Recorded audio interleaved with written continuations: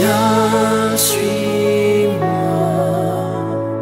trouve à ma croix un peuple affranchi. Viens, suis-moi, laisse-moi porter tes peines, tes soucis. Suis mes pas, rêve avec moi ta nouvelle. Shalom, bien-aimés dans le Seigneur. Nous sommes aujourd'hui dimanche 7 juin 2020 et c'est avec joie, plaisir et enthousiasme que je me retrouve encore devant vous autour de la parole de Dieu. Cela avait été promis aujourd'hui. Il va être question de la conclusion du message sur les 7 visages de l'opportunité. Avant de développer cette conclusion, je voudrais, comme à l'accoutumée, que nous puissions prier, que nous puissions nous recommander à la grâce de Dieu, afin que l'Esprit de Dieu nous aide à comprendre et que le réma nous soit transmis pour que ce message ne reste pas lettre morte dans nos cœurs, mais qu'à travers ce message et à partir de ce message, que des pas décisifs, des étapes soient accomplies dans notre destinée. Je voudrais donc que nous puissions prier ensemble. Seigneur, notre Dieu et notre Père, je te prie ce matin de donner vie à cette parole dans nos cœurs, de revêtir cette parole de la puissance et de l'autorité nécessaires à l'accomplissement de la mission pour laquelle tu l'envoies. Car il est écrit, tu envoyas ta parole et tu les guéris. Que cette parole, Seigneur, occasionne changement et transformation dans la vie de tous ceux et celles qui vont l'écouter. Que cette parole soit utilisée par toi pour accomplir des destinées au nom de Jésus-Christ. Amen. Alors, comme je l'indiquais tout à l'heure, nous sommes à la conclusion du message sur les 7 visages de l'opportunité. Et le thème ou le sous-thème avec lequel je vais conclure ce message, c'est attirer, capitaliser et maximiser les opportunités. Sur ce, nous allons lire les textes fondamentaux sur lesquels les différentes exhortations ont été fondées jusqu'à cette conclusion. Donc, je voudrais qu'ensemble nous prenions Ecclésiaste chapitre 9 à partir du verset 10. À la seule différence qu'aujourd'hui ce texte, je vais le lire dans la version Le Semeur. Donc la Bible, le Semeur, la Bible du Semeur. Ecclésiaste 9, verset 10, nous dit ceci, à partir du verset 10. Tout ce que ta main trouve, non, du moins tout ce que tu trouves à faire, fais-le avec l'énergie que tu as, car il n'y a plus ni activité, ni réflexion, ni science, ni sagesse dans le séjour des morts vers lequel tu es en route.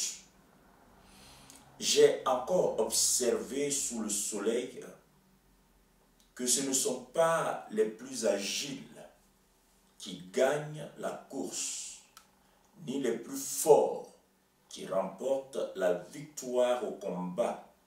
Ce ne sont pas les sages qui ont du pain, Et la richesse n'appartient pas aux hommes intelligents. Et les faveurs ne récompensent pas les plus savants. Car chacun rencontre tour à tour des circonstances favorables et des circonstances défavorables. En effet, l'homme ne sait pas ce qu'il attend. Il est pareil aux poissons qui sont pris dans les filets perfides. Il ressemble aux oiseaux attrapés dans des filets. Les humains sont surpris par le malheur qui fond sur eux à l'improviste. À la suite de ce test, je voudrais qu'on fasse lecture d'un autre, donc Daniel chapitre 2, les versets 20 et 21, ou simplement le verset 20. Simplement le verset 20. On va s'arrêter au verset 20. Au verset 21, pardon. Et toujours dans la même version du Semeur. Daniel 2, verset 21 nous dit ceci. Il fait changer les temps et modifie les circonstances. Il renverse les rois et élève les rois. Il donne la sagesse aux sages et à ceux qui savent comprendre, il accorde la connaissance. Le dernier test, avant le développement des points évoqués dans le sous-thème, c'est Romains chapitre 8 et le verset 28. Nous savons en outre que Dieu fait concourir toutes choses au bien de ceux qui l'aiment, de ceux qui ont été appelés conformément au plan divin. Que Dieu bénisse sa parole. Ce matin, nous allons voir ensemble comment nous pouvons attirer à nous des opportunités en attente d'être exploitées. Nombreux sont ceux qui ignorent qu'en tant qu'être humain, de par nos actions, de par nos réactions aussi, nous pouvons attirer à nous des circonstances. Nous pouvons attirer à nous des opportunités. Vous savez, je regarde beaucoup les documentaires animaliers. Et il y a certaines tribus, dans certaines régions de la Terre, qui ont l'art de tendre des pièges à certaines espèces animales. Et c'est surprenant et ça émerveille de voir que quand ils tendent ces pièges-là, les animaux qu'ils désirent, n'est-ce pas, attraper, ces animaux-là viennent effectivement parce qu'ils utilisent des appâts appropriés. Je pense aussi aux pêcheurs qui utilisent une catégorie d'appâts pour attirer à eux une espèce donnée ou des espèces données de poissons. De cette même façon, nous aussi, nous pouvons attirer à nous. Attirer à nous, oui. Je pèse bien les mots. Nous pouvons attirer à nous des opportunités. Il y a plusieurs façons d'attirer à soi des opportunités. Mais le temps imparti ne me permettra pas d'évoquer toutes les façons de le faire. Je crois, avec la grâce de Dieu, qu'à l'avenir, ces points seront développés sous une forme ou sous une autre. Pour aujourd'hui, j'ai choisi de vous exposer 4 façons d'attirer des opportunités à nous. 4 façons d'attirer des opportunités à nous.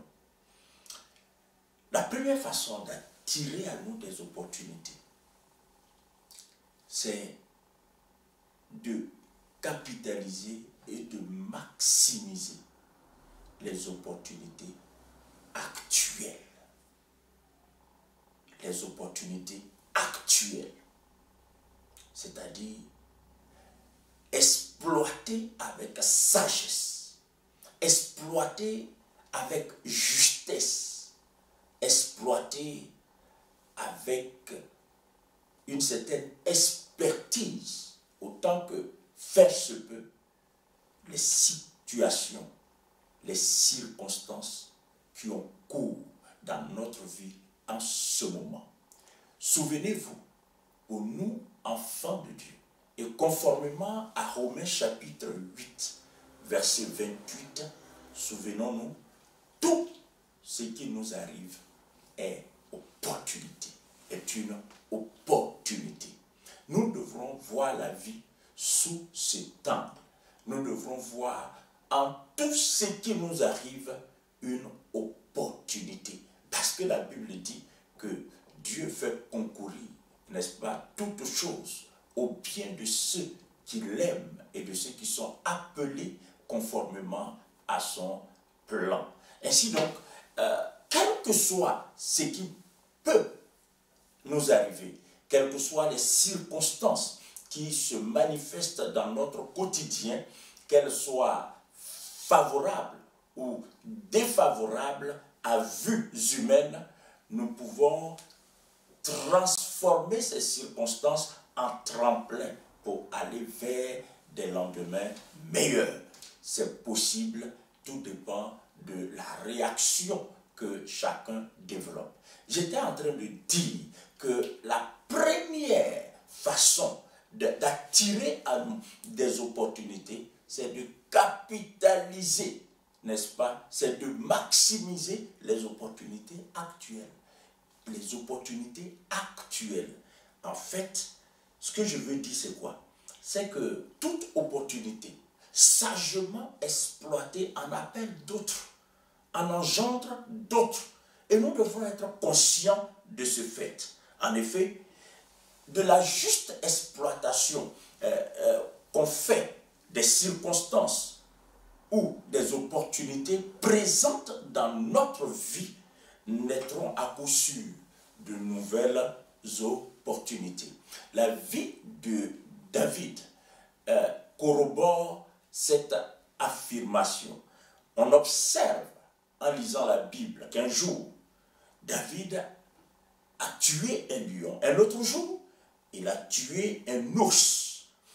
Et parce qu'il avait mis tous en œuvre pour tuer le lion et l'ours, l'opportunité lui fut donnée de tuer Goliath. Et vous savez que quand il a tué Goliath, ou avant de tuer Goliath, avant qu'il ne soit éligible à livrer combat contre Goliath, il a dû décliner son CV devant le roi Saül. Parce que Saül le trouvait trop petit, trop enfant, trop jeune pour affronter le vétéran, l'homme aguerri qui était Goliath. C'est alors que David a raconté au roi Saül son témoignage, son expérience dans la guerre, dans le combat qu'il avait eu à livrer contre le lion et l'ours. Quand Saül entendit que David avait tué un lion, qu'il avait tué un ours, ça l'a convaincu. Donc il a trouvé son CV suffisamment convaincant et il lui a donné l'autorisation d'aller livrer au nom d'Israël ce combat important contre Goliath. Qu'est-ce que je veux dire?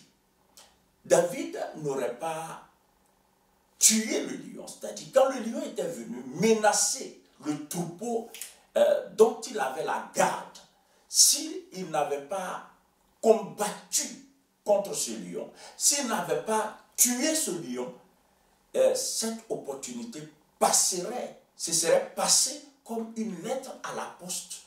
Et David n'aurait pas eu l'occasion de l'évoquer, n'est-ce pas, pour justifier sa capacité de combattre contre Goliath. Chaque fois que nous exploitons correctement, sagement, efficacement une opportunité, sachons-le, cette opportunité va engendrer d'autres opportunités. C'est pour cette raison que nous disons qu'il est important d'être conscient de la nécessité de comprendre les opportunités, de bien dealer avec les opportunités, parce que les opportunités jouent un rôle éminemment important dans l'accomplissement de notre destinée. Et ce, d'autant plus que la Bible dit que ce n'est pas par notre agilité que nous gagnons la course, ce n'est pas par notre vaillance que nous gagnons la guerre, ce n'est pas non plus par notre savoir que nous réussissons forcément. En fait, toutes ces choses sont importantes, mais il se trouve que le concours des circonstances peut les mettre à mal, au point que ce qu'on peut escompter d'une agilité qui est un atout important, tout ce qu'on peut escompter on va dire quoi, du courage, de la vaillance, qui est aussi un atout important, tout ce qu'on peut escompter de ces choses, les circonstances peuvent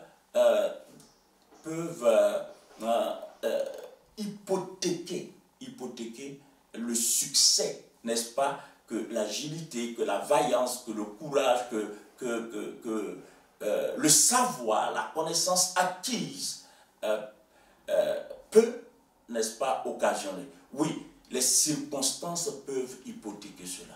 C'est pour ça que c'est important. Vous savez, quand on parle d'opportunité, il y a des gens qui donnent toutes sortes de noms à l'opportunité. Il y en a qui appellent l'opportunité une chance.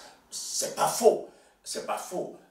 Tout dépend du champ lexical auquel chacun est familier. Il y en a qui appellent les opportunités une providence. Ça aussi, c'est pas faux. Mais quoi qu'il en soit, ce que vous et moi, nous devrons comprendre, c'est que l'exploitation des opportunités la juste exploitation des opportunités est absolument important pour notre avancement. En fait, ce que Dieu veut nous faire comprendre, c'est que si nous n'exploitons pas correctement les opportunités, notre agilité ne servira pas à grand-chose.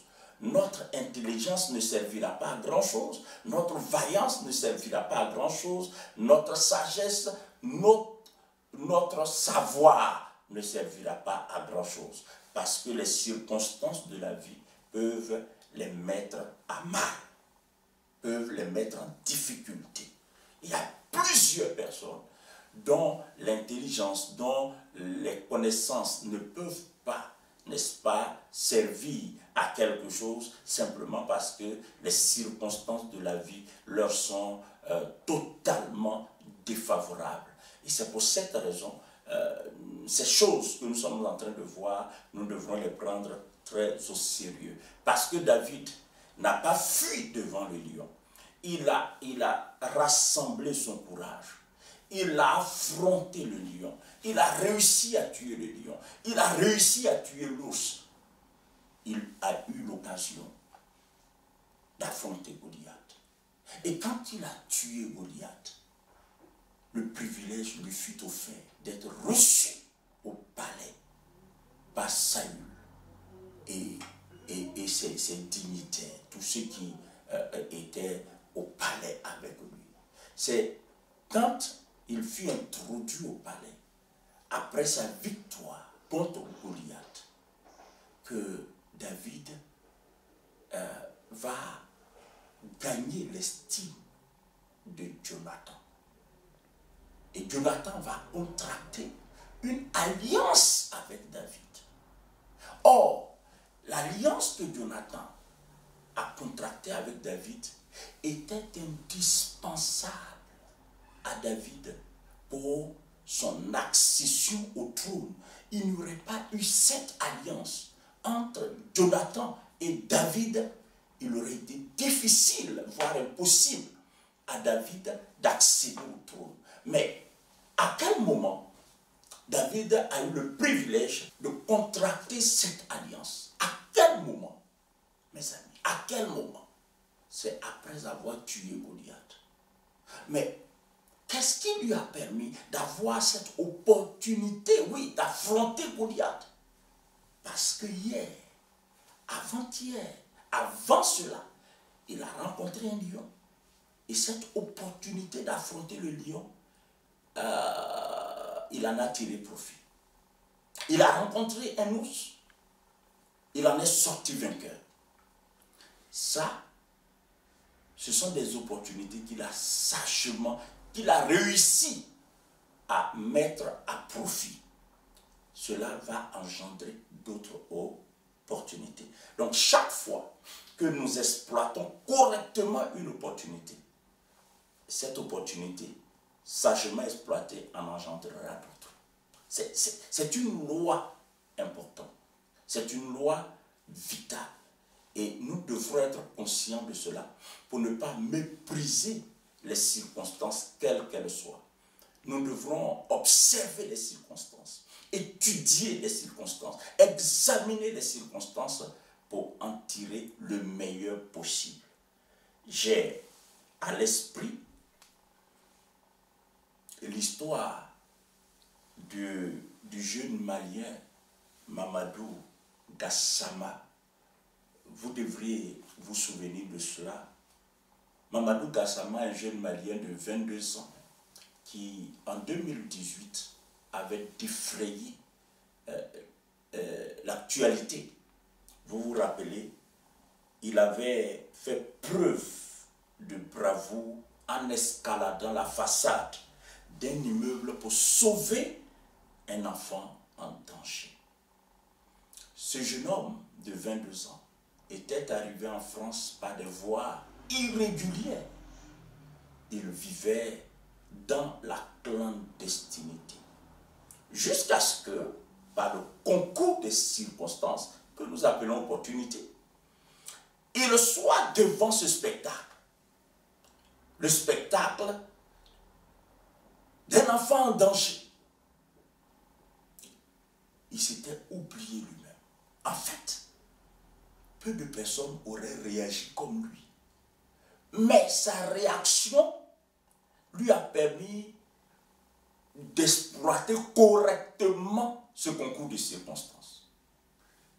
Il a escaladé la façade de l'immeuble pour aller sauver l'enfant. Les journaux en ont parlé. Qu'est-ce qui s'est passé plus tard?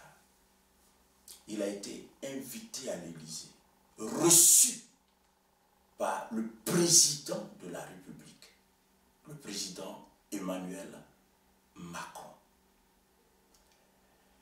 Suite à cette réception qui lui fut accordée à l'Élysée, décision fut prise en sa faveur. Il a été régularisé. Donc, il est sorti définitivement de la clandestinité. Je rappelle que tout est parti d'un concours de circonstances qu'il a justement et j'allais dire bravement exploité.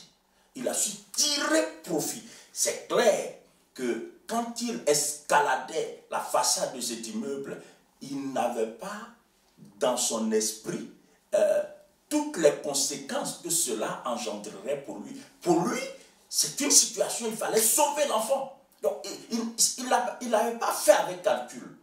Mais c'est comme ça, en fait, la vie. Et c'est comme ça, les opportunités. Quand tu es en train d'exploiter, de traiter avec une circonstance, il faut choisir de bien traiter avec cette circonstance. Il faut exploiter avec sagesse, avec justesse, toute forme de circonstance, parce qu'après ce qui va venir, on ne peut même pas imaginer cela. Pour ceux qui ne l'ont pas su, non seulement il a été reçu à l'Élysée, il a été régularisé, mais le 22 juin de la même année, c'est-à-dire le 22 juin 2018, il a été reçu à Los Angeles, où un prix lui avait été remis lors de la cérémonie des Beth Awards qui récompense chaque année des personnalités noires qui ont fait preuve de bravoure, d'héroïsme, etc., etc. Et je me souviens que lors de cette remise de prix à Los Angeles, vous voyez quelqu'un qui était dans la clandestinité et qui, pour avoir su exploiter un concours de circonstances, va se retrouver à Los Angeles sous les feux de radar des télévisions et des organes de presse du monde entier. Et lors de la remise de ce prix, voici ce que le chanteur qui avait la responsabilité de remettre le prix a dit. Le chanteur John Legend.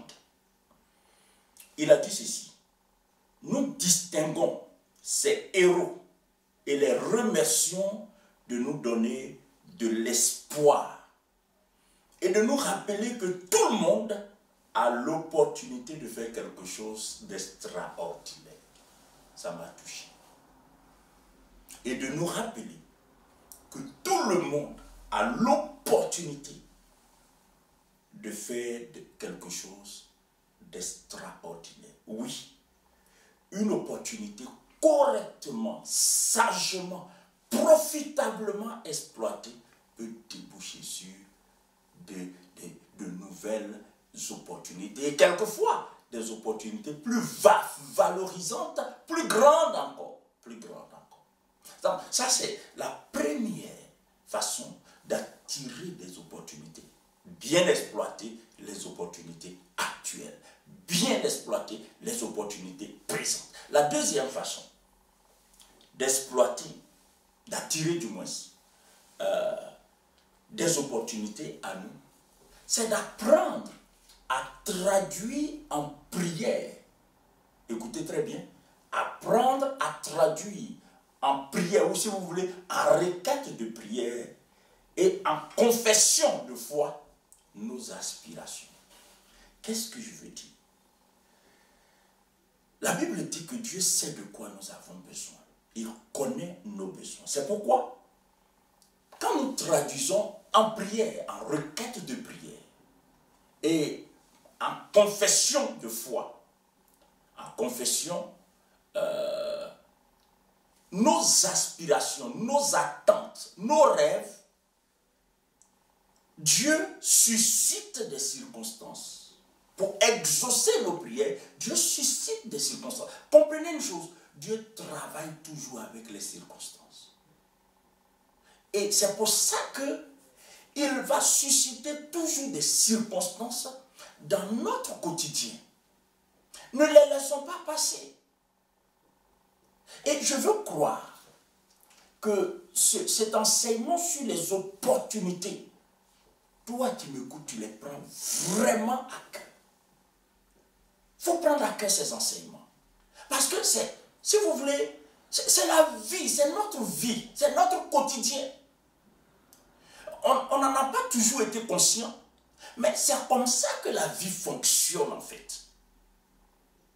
Ce sont les opportunités, ou du moins les circonstances, les concours de circonstances bien exploités qui font notre avenir. Qui font notre avenir. Si nous essayons de faire une analyse rétrospective de notre vie, chacun à son propre niveau, vous verrez que en réalité, nous avons exploité des circonstances. Nous avons exploité des circonstances pour être là où nous sommes. Mais en même temps, nous nous rendrons compte que nous sommes passés à côté de beaucoup de circonstances, de beaucoup d'opportunités qu'on aurait pu exploiter et qui auraient pu changer le cours de notre vie.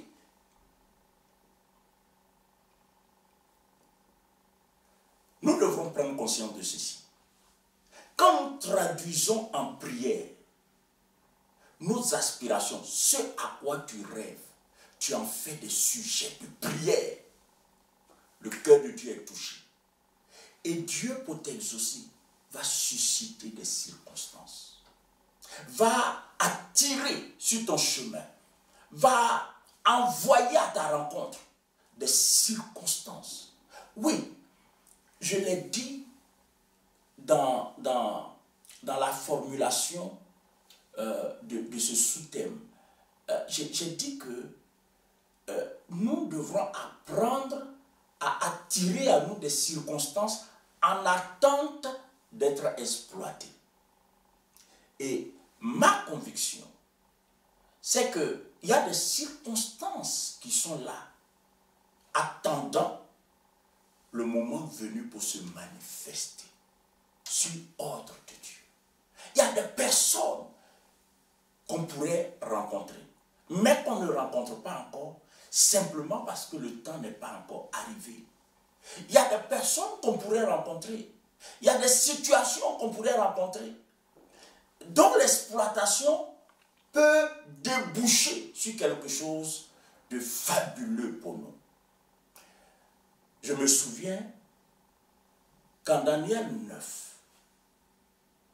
Daniel, après avoir lu les écrits du prophète Jérémie, après avoir découvert dans les livres, disait-il, il avait compris que la captivité de Juda à Babylone, des enfants de Juda à Babylone, devrait durer 70 ans. Souvenez-vous, l'information est une opportunité. On l'a vu. Qu'est-ce que Daniel a fait? Daniel a utilisé cette information et laquelle a fait naître en lui une aspiration, l'aspiration à la libération de son peuple, captif en Babylonie. Donc Daniel va devant Dieu et il se met à demander pardon au Seigneur pour que Dieu se souvienne de ce qu'il avait dit par le prophète Jérémie. Certainement, certains de ses contemporains avaient lu les mêmes informations dans les mêmes livres, sans pour autant que cela les pousse à transformer, à traduire ça en prière. L'information a fait germer en Daniel un rêve, une aspiration, une attente. Daniel a transformé cette attente en prière. Et la Bible dit, en Daniel chapitre 9, à partir du verset 2, il est dit, la première année de son règne, moi Daniel, je vis par les livres qu'il devait s'écouler 70 ans pour les ruines de Jérusalem, d'après le nombre des années dont l'Éternel avait parlé à Jérémie le prophète. Je tournai ma face vers le Seigneur, afin de recourir à la prière et aux supplications, en jeûnant et en prenant le sac et la cendre. Et puis, il y a la suite. Mais dans la suite, alors que Daniel était en train de prier, Dieu a commissionné l'ange Gabriel. L'ange Gabriel a visité Daniel. Et l'ange Gabriel a dit à Daniel, quand la parole est sortie, quand tu as commencé à prier, quand tu as commencé à prier, la parole est sortie et Dieu m'a envoyé. Cette opportunité que représente la visite ou la visitation de l'ange avait été suscitée par quoi? Par le fait que Daniel avait réussi à traduire en prière le rêve, l'aspiration et l'attente qui avait pris place en lui suite à la lecture des prophéties de Jérémie. C'est une chose très importante. Apprenons à traduire nos attentes. Ne restons pas passifs. Ne restons pas là en train de caresser nos attentes. Non, il faut les traduire de façon, avec une foi active. Il faut les traduire en prière. Quand nous traduisons nos attentes en prière, Dieu, pour exaucer nos prières, suscite des opportunités. Ainsi donc, le fait de traduire nos attentes, le fait de traduire nos rêves, le fait de traduire ces choses en prière, attire des opportunités à nous. À cela, il faut ajouter la confession de foi, la parole de foi que nous confessons. Je sais que mon Rédempteur est vivant. Je sais que la grâce de Dieu va se manifester. Je sais que je réussirai. Je sais que je triompherai. Je sais que cette situation ne va pas perdurer. Je sais que... Ça dit, je confesse. La confession précède la possession. Donc, je confesse ce qui appartient à mon rêve, ce qui relève de mon rêve, je le confesse. Donc, 1, je traduis ça en prière, 2, je le confesse. Bien aimé, il y a une troisième façon d'attirer à nous des opportunités. Une troisième façon d'attirer à nous des opportunités, c'est de travailler sérieusement à remplir les conditions qu'exigent nos aspirations et nos attentes et leur accomplissement. Travailler à remplir les conditions. Waouh! Vous savez, en dépit du chômage qui devient le lot des nations, parce que dans toutes les nations de la terre, le taux de chômage augmente. Malgré cela, il y a toujours des appels d'offres. Écoutez-moi, il y a toujours des appels d'offres. Vous ne verrez aucun pays où il n'y a pas d'appel d'offres. Ça n'existe pas. Mais est-ce que vous savez que les appels d'offres, aussi nombreux soient-ils, ne concerneront qu'une catégorie de personnes. En fait, il y a des gens qui ne sont même pas conscients qu'il y a certains appels d'offres. Pourquoi? Parce qu'ils ne remplissent pas les conditions. Ils ne remplissent pas les conditions.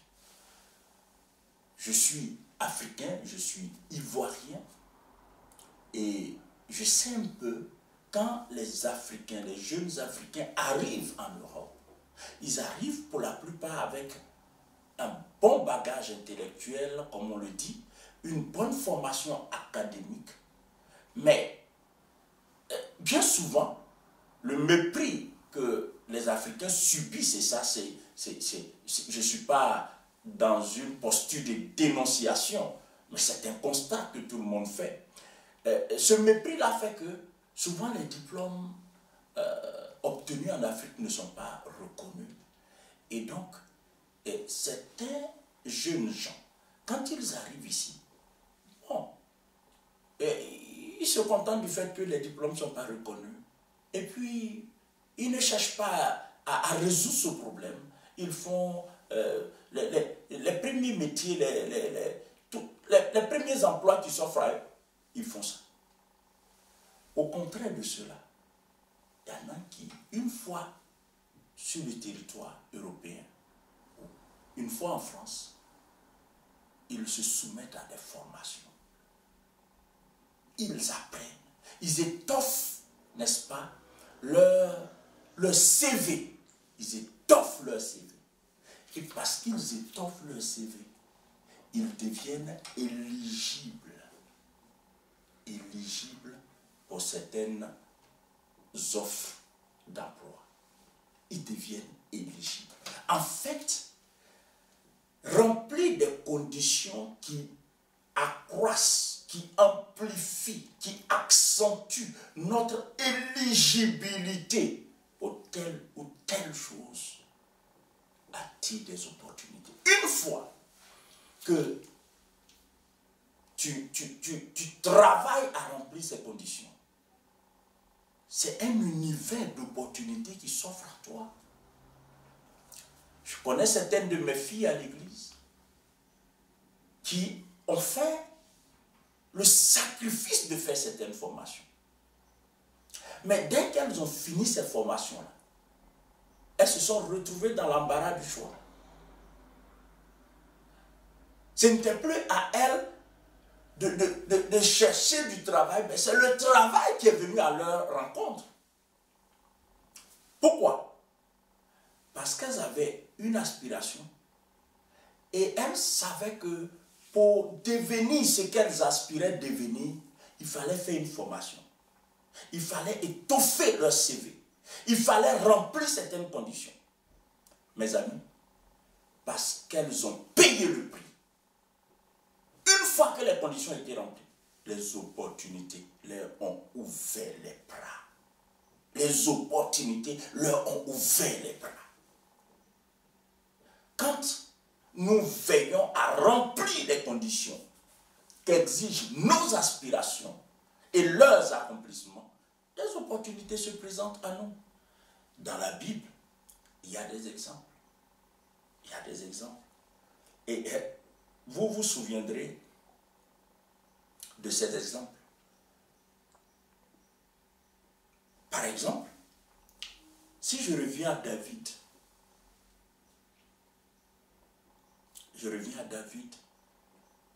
même Samson, prenons le cas de Samson. Samson avait été choisi dès le sein de sa mère pour être un outil, un instrument du moins, entre les mains de Dieu pour combattre les Philistins. Au contraire des autres jeunes gens qui lui étaient contemporains, quand Samson a grandi, il a dit à ses parents, moi je prendrai une femme parmi les filles des Philistins. Ce n'est pas l'usage, ça ne fait pas partie des habitudes des enfants d'Israël. Samson dit, je sais, mais je prendrai. Mais au fond, pourquoi il faisait ça? Parce que lui, sa mission, c'était d'en découdre avec les Philistins. Donc, en allant chez les Philistins, prendre une femme parmi les Philistins, il remplissait les conditions de son aspiration. Il y a un autre exemple qui me vient à l'esprit, et il pourrait être décrié, mais comprenez l'exemple dans le cadre de ce message. Il y a une dame, une femme, un personnage biblique féminin, du nom de Tamar. Tamar avait épousé le fils aîné de Juda, qui était mort précocement et prématurément. Et puis, après, il y a Onan qui a succédé au fils aîné. Et Onan s'est tellement mal comporté que Dieu le tua même. Dieu lui enleva la vie. Face à ces choses-là, Judas s'était rétracté, n'est-ce pas, de donner le troisième fils comme mari à Tamar. Et cependant, Tamar avait compris quelque chose. Elle avait compris que son entrée dans cette famille-là était une opportunité. Parce que c'était un peuple, Israël a toujours été un peuple à part. Mais vous savez ce que Tamar a fait? Un jour, elle avait appris, quand elle avait été contrainte de se retrancher dans sa famille paternelle, elle avait appris que Judas devrait passer par là. Vous lisez la Bible et vous verrez, Tamar s'est donné les moyens de séduire Judas. Oui, elle s'est donné les moyens. Je ne suis pas en train de... Comprenez ce que je veux dire. Et puis, en fait, je n'ai pas de complexe à donner cet exemple pour étayer ce que je suis en train de dire. Parce qu'au fond, Tamar n'était pas chrétienne, Tamar n'était pas israélite, Tamar n'avait pas le même standard moral que les enfants d'Israël. Donc, elle a fait usage des moyens qu'elle avait à sa disposition. Qu'est-ce que je veux dire? Je veux dire simplement que quand tu as des aspirations, tu as des rêves, tu as une ambition, il faut se donner les moyens. Pendant que tu te donnes les moyens de l'accomplissement, de la réalisation de ton ambition, de ton rêve, de tes aspirations, des opportunités viendront à toi. Il y a des opportunités qui sont là, les bras croisés, attendant que toi, tu fasses un pas, tu fasses un certain effort.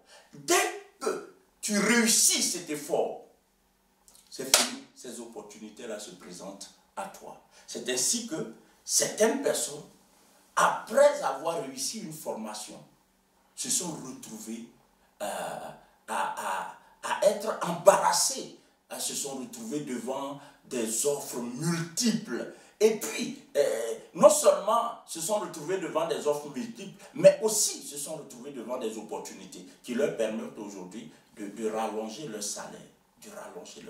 Donc, en fait, ce que nous devrons comprendre, c'est que le fait de travailler sérieusement à remplir les conditions qu'exigent nos aspirations, nos attentes et leur accomplissement, nous rendent éligibles face à certaines opportunités. Et par conséquent, appel des opportunités à nous. C'est très très important et nous devrons comprendre ça. La quatrième façon d'attirer à nous des opportunités, c'est la valorisation de notre potentiel, de nos talents et de ce qui nous passionne. Donc, de nos passions. Tout homme héberge en lui, tout être humain héberge en lui un potentiel. Tout être humain héberge en lui des talents. Et tout être humain a sa passion ou des passions, des choses qu'il aime, des choses qui l'emballent. Voyez, il y a des gens, par exemple, qui sont enseignants ou juristes et qui, à côté de cette profession d'enseignant ou de juriste, aiment la musique. Ou aiment l'art simplement, aiment la peinture, aiment dessiner, aiment peindre.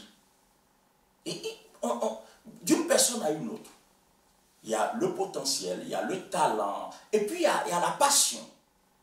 Écoutez-moi très bien. Chaque fois que quelqu'un valorise son potentiel, il suscite des opportunités. Chaque fois, valoriser son potentiel, c'est quoi? C'est donner de la valeur. C'est faire en sorte que ton potentiel devienne comme une matière première, un outil. Un outil. Souvenez-vous que c'est dans notre potentiel que Dieu a inscrit notre destinée. Donc, le fait d'exploiter, de valoriser, de maximiser notre potentiel, ça va permettre l'accomplissement de notre destinée. Qu'est-ce que Dieu t'a rendu capable de faire? Qu'est-ce que Dieu a déposé en toi comme passion? David était berger. Il s'est révélé aussi être un guerrier. Mais à côté du fait d'être berger, d'être guerrier, il était passionné par la musique. Passionné par la musique. Un grand joueur de harpe. Il s'est formé dans cette branche musicale. Il était devenu un maestro en la matière. Et vous savez, la Bible dit qu'un jour, l'Esprit de Dieu ayant quitté Saül, un esprit malin se mit à le troubler. Et Saül, le roi, entre-temps, David avait été déjà oint dans le secret pour être roi. Il avait été oint. Maintenant, Saül, troublé, demande à ses serviteurs. En fait, ses serviteurs lui proposent d'aller chercher quelqu'un qui sait jouer à la harpe. Pour que par la musique, par la louange, il soit apaisé. Saül leur a dit ceci: trouvez-moi quelqu'un qui sait bien jouer. Parce que, écoutez, on ne va pas amener des amateurs chez le roi, quoi. Et il se trouve que David, dans sa génération, était un des meilleurs joueurs de harpe. Non seulement il était un des meilleurs joueurs de harpe, mais il était aussi un grand compositeur. En tout cas, un compositeur prolifique. Qu'est-ce qui a amené David au palais? Qu'est-ce qui a fait que David a résidé au palais pendant un moment au service du roi Saül? David avait développé sa passion pour la musique. Ici en France, quand on va inscrire nos enfants au conservatoire, on nous dit que c'est le fait d'apprendre la musique, le fait d'apprendre à jouer un instrument, ils appellent ça les passeports de la vie. Et c'est vraiment des passeports. David avait été oint pour être roi.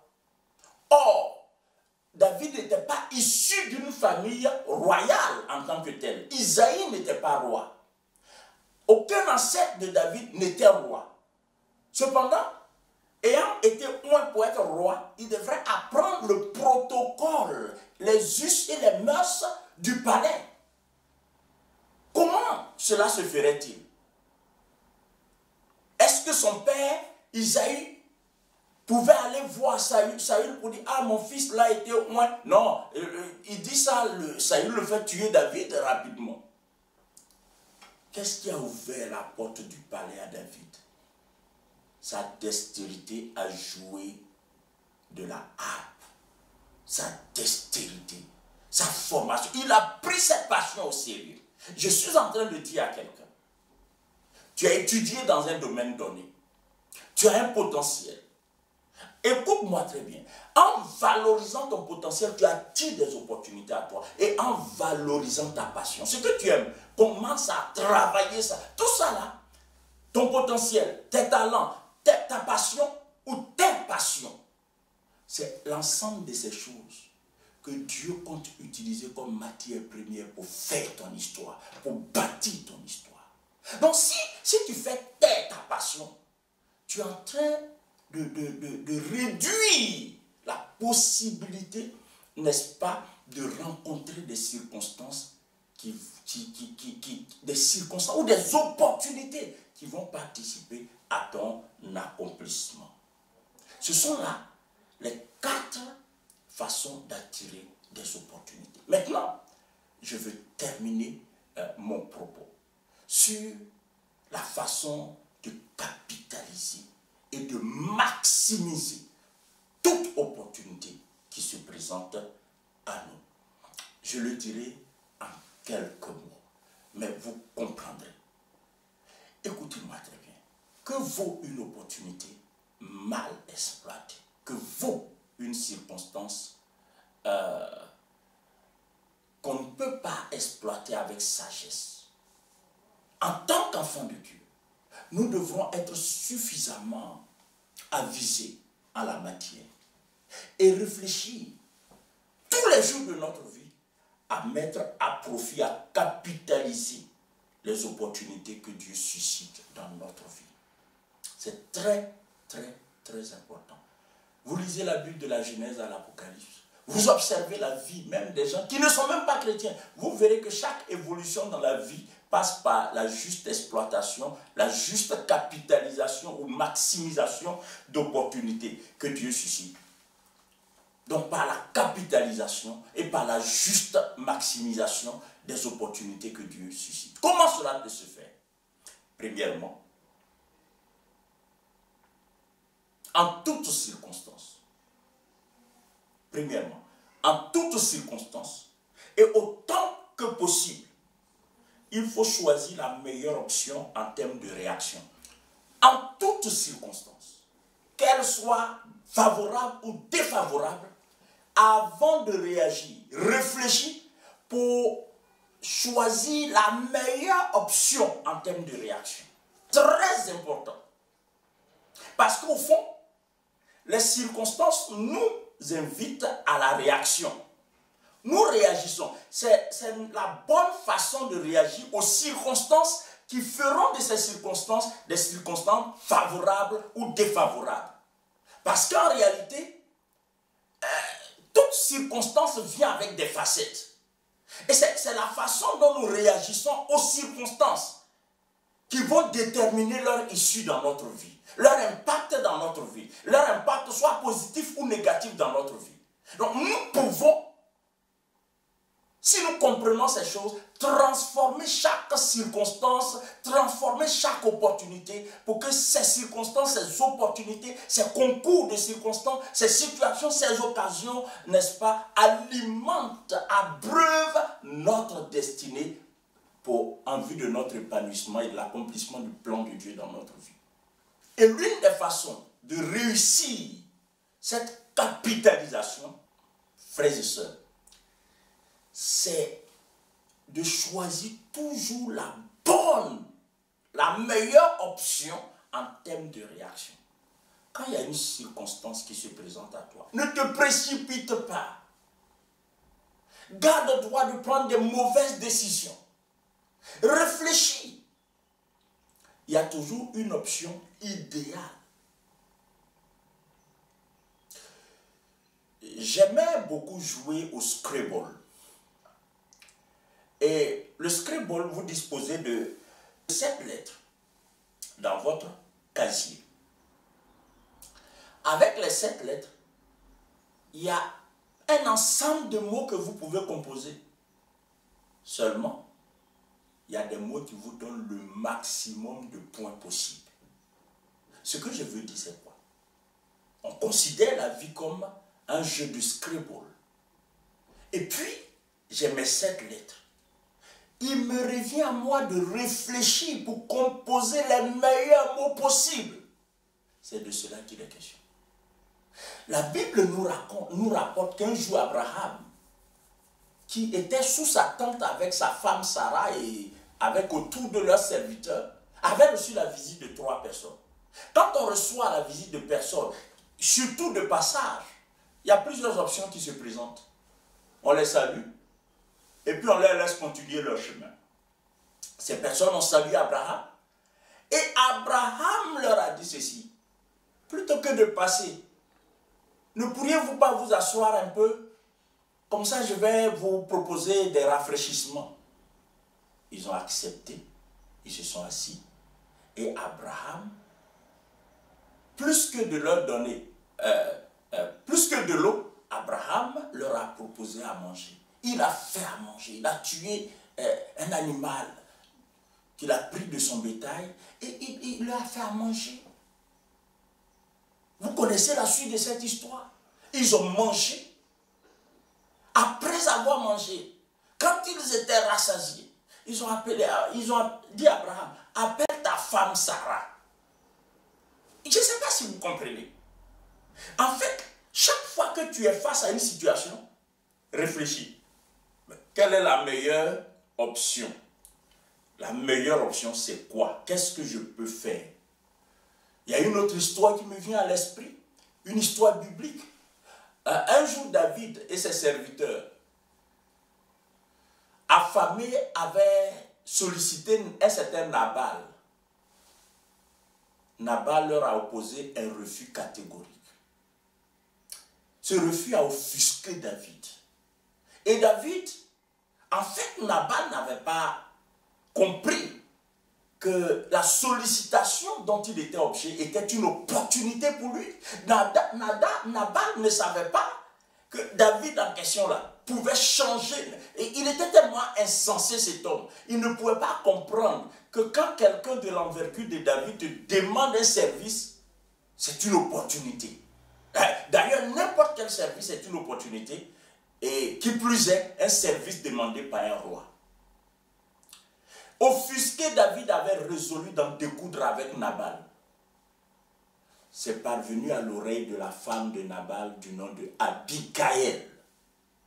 Abigail s'est empressée d'aller demander pardon à David et de donner à David ce que David et à ses serviteurs, ce dont ils avaient besoin. C'est ainsi que le cœur de David fut apaisé et ils ont continué leur chemin. Plus tard, quand Nabal va mourir, David va appeler Abigail et Abigail devient épouse du roi, mes amis. Pourquoi? Parce qu'une circonstance qui devrait tourner au désastre, elle a eu la bonne façon de réagir. C'est très important.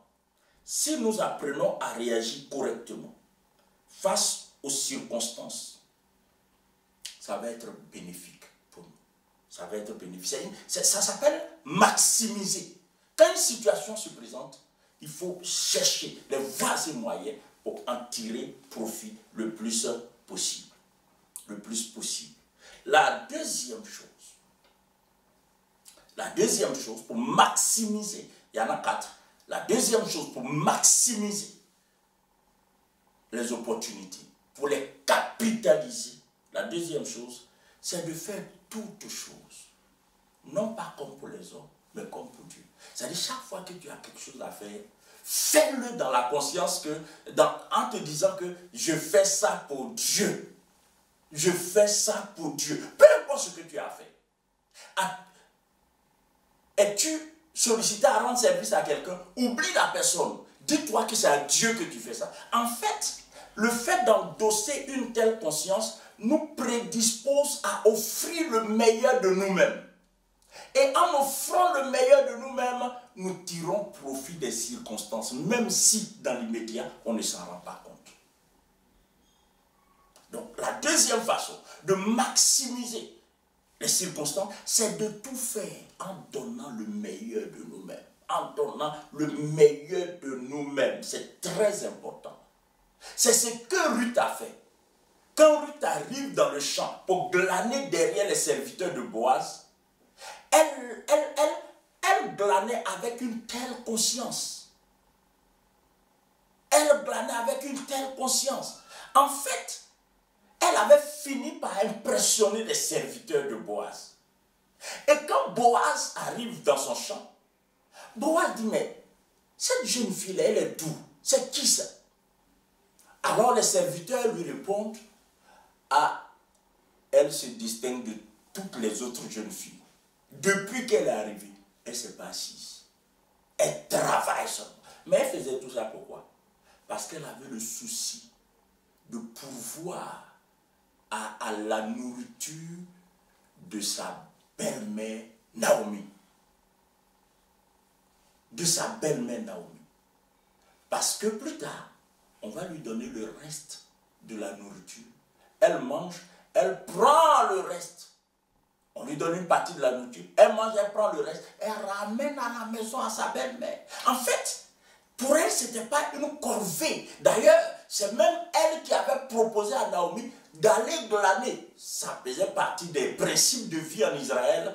Tous ceux qui avaient des champs devraient laisser des portions qui permettraient aux pauvres de glaner afin que le pauvre ne meure pas. Et c'est ainsi que Ruth s'était proposée d'aller glaner. Elle le faisait avec joie. Elle le faisait mais vraiment comme pour Dieu, quoi. Comme pour Dieu. Ça a marqué les serviteurs, ça a marqué Boaz, et vous et moi, nous connaissons la suite de cette histoire. Elle va devenir l'épouse de Boaz. J'imagine que Boaz ne serait pas intéressé à épouser une paresseuse. Boaz ne serait pas amené à épouser quelqu'un qui travaille en murmurant. Non. Tout ce que tu fais, ne fais rien avec murmure, ne fais rien avec négligence, ne fais rien avec manque de conscience. Fais tout, je dis bien tout, tout est majuscule. Fais tout en donnant le meilleur de toi-même. C'est une façon de capitaliser. Parce qu'au fond, une circonstance qui se présente à toi, tu ne connais pas, tu ne sais pas ce que la circonstance cache. Donc traite ça de la meilleure façon. Donne-toi tout entier à ce que tu fais par rapport à cette circonstance. Et tu vas voir la suite. La troisième façon de capitaliser les opportunités, de les maximiser, c'est de pouvoir, si nécessaire, solliciter le conseil de quelqu'un d'autre, l'assistance ou le coaching de quelqu'un. Tu fais face à des situations, ce n'est pas toujours le cas, mais il y a des circonstances face auxquelles on ne sait pas trop quoi faire. Donc, tu peux demander conseil. D'ailleurs, comme je suis dans le chapitre de Naomi et de Ruth là, et vous vous souvenez que c'est quand Ruth est rentrée à la maison, elle a expliqué à Naomi le champ, le propriétaire du champ où elle était allée glaner. Naomi lui a dit, hey, ma fille, ça c'est la grâce de Dieu. Ruth ne savait pas ça. À partir de là, Naomi va coacher Ruth sur sa façon de se comporter vis-à-vis de Boaz, ce que Ruth était incapable de savoir. Des fois, nous avons besoin de conseils. Ne nous en privons pas. Des fois, nous avons besoin de coaching, d'orientation, d'une voix extérieure qui nous dit Esther avait une opportunité de devenir ce qu'elle est devenue, ce qu'elle devint sur le plan de l'histoire du peuple d'Israël. C'est grâce au coaching de Mardochée qu'elle a pu capitaliser cette circonstance en apparence négative. Elle a transformé ça et Dieu l'a utilisé pour convertir cette circonstance en bénédiction pour le peuple d'Israël. Donc, vous voyez, on peut capitaliser quand on a la possibilité d'avoir des conseils à gauche et à droite. Enfin, la quatrième façon de capitaliser les circonstances, et c'est mon dernier mot, notez-le, il ne faut jamais sacrifier les principes, les intérêts et les valeurs du royaume de Dieu sur l'autel de tes ambitions. Ce serait une mauvaise façon d'exploiter. Il y a une circonstance qui se présente à toi, pose-toi la question. Quelles sont les valeurs de Dieu? Quels sont les intérêts? Quels sont ce qui est de Dieu qui est impliqué là? Il faut toujours veiller. La meilleure façon d'exploiter une circonstance, une opportunité, de capitaliser une opportunité, c'est de faire en sorte que Dieu soit toujours honoré. Ne fais rien qui puisse déshonorer Dieu. Ne fais rien qui puisse mettre à mal Dieu. Ne fais rien qui puisse prendre le contre-pied des intérêts du royaume de Dieu. Tout fait conformément aux intérêts, aux principes et aux valeurs. Tout fait ce que ta main trouve à le faire. Fais-le avec l'énergie que tu as. Fais-le avec l'énergie. Mais ce que tu vas faire avec l'énergie que tu as, fais-le de façon à ce que si c'était avec Dieu, pour Dieu que tu faisais, que Dieu soit content. Que Dieu soit content.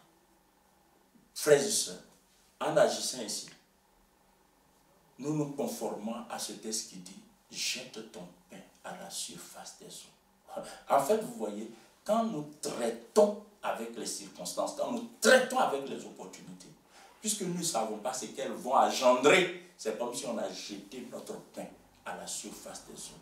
Et avec le temps, nous le retrouvons modifié. Bien-aimés, je veux croire que cet exposé vous a aidé à comprendre, premièrement, comment cela est possible pour nous et comment nous pouvons attirer à nous des opportunités et aussi comment et surtout les capitaliser, les maximiser. Que Dieu vous bénisse et qu'à travers cette parole, le cours de notre vie soit transformé pour la gloire de notre Dieu et pour notre épanouissement. Seigneur, je te bénis pour ta parole et je te bénis aussi pour ce mois, Seigneur, ce 6e mois de l'année dans lequel tu nous donnes d'entrer, mois de productivité. Seigneur, je prie que ta grâce soit notre partage et que ce mois soit exceptionnel. Pour nous qui sommes ici en France, en Europe, Seigneur, nous sortons d'un confinement progressif. Seigneur, donne-nous de nous adapter aux circonstances actuelles et de pouvoir tirer profit de ce qui se passe maintenant. Parce que ce sont des circonstances aussi, donne-nous de tirer profit de cela et que cela fasse avancer ton règne, que cela fasse avancer, Seigneur, la réalisation de notre destinée. Je bénis tous ceux et celles qui ont entendu ce message et qui vont aussi l'entendre.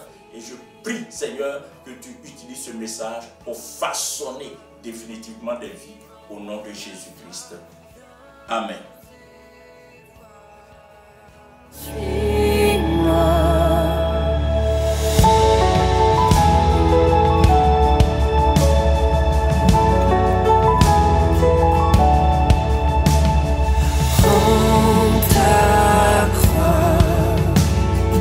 Laisse derrière toi tes visions sans gloire. Prends ta croix, inspire des âmes à vivre et croître. Suis mes voies, marque par ta vie la vraie histoire. Viens, suis-moi, viens, suis-moi.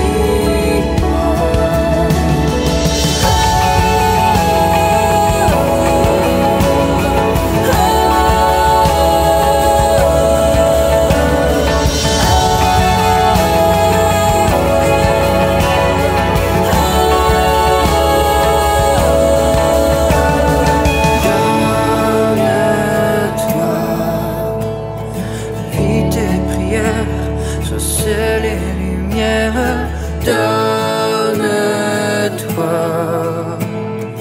répands ton cœur au bout de la terre.